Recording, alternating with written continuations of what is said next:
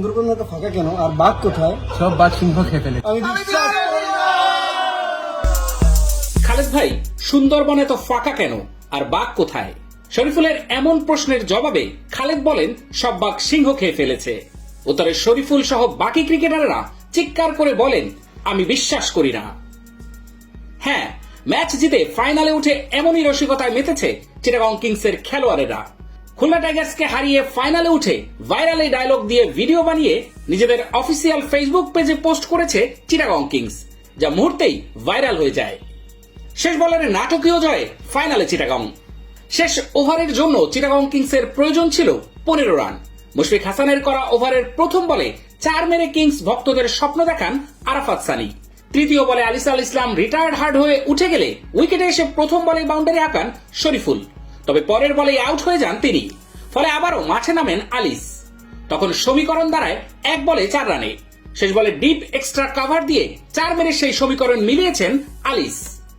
মিরপুরের টস হেরে আগে ব্যাট করতে নেমে নির্ধারিত 20 ওভারে 6 উইকেট হারিয়ে 163 রান সংগ্রহ করেছিল খুলনা।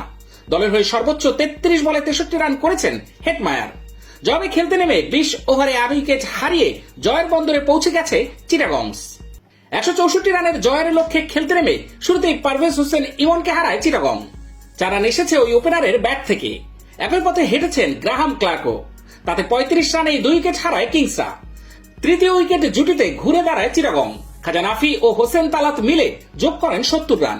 তালাত করেছেন 40 রান, আর নাফির ব্যাট থেকে এসেছে 46 বলে 57 রান।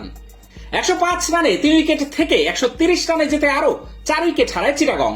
শামীম হোসেন, মোহাম্মদ মিঠুনদের ব্যর্থতায় তখন অনেকটা ম্যাচ থেকে ছিটকে যায় তারা। তবে শেষ দিকে চমক দেখিয়েছেন সানি ও আলিস। দুজনের দুর্দান্ত ব্যাটিংয়ে ফাইনালের টিকিট পেয়েছে দল। আলিস 7 বলে করেছেন অপরাজিত 17 রান, আর সানি 13 বল খেলে অপরাজিত ছিলেন 18 রানে। এর আগে ব্যাটিংয়ের শুরুটা মোটেও ভালো করতে পারেনি খুলনা। ইনিংসের তৃতীয় ওভারে সাজঘরে ফেরেন মেহেদী হাসান মিরাজ। 6 বল খেলে 2 রানের বেশি করতে পারেননি অধিনায়ক। 3 নেমে ব্যর্থ অ্যালেক্স রস। 6 বল খেলেও রানের খাতায় খুলতে পারেননি তিনি। মোহাম্মদ নাইম ভালো শুরুর আভাস দিলেও ইনিংস বড় করতে পারেননি। 4 বাউন্ডারিতে 19 রান এসেছে তার ব্যাট থেকে। একই পথে হেঁটেছেন আফিফ হোসেনও। 42 রান তুলতেই টপ অর্ডারের 4 ব্যাটারকে হারিয়ে বিপদে পড়ে টাইগার্সরা। তখন মহিদুল ইসলাম অঙ্কন ও সিমরান হেটমায়ার মিলে দলকে টেনে তোলেন। 41 রান করে অঙ্কন ফিরলে ভাঙে 73 রানের পঞ্চম উইকেট জুটি। তবে তার বিদায়ের ছাপ পড়েনি রান রেটে, কারণ আরেক প্রান্তে তখন ঝড় তোলেন হেটমায়ার। 21 বলে প্রথম 22 রান করেছিলেন হেটমায়ার, অথচ ব্যক্তিগত 50 স্পর্শ করেন 29 বলে।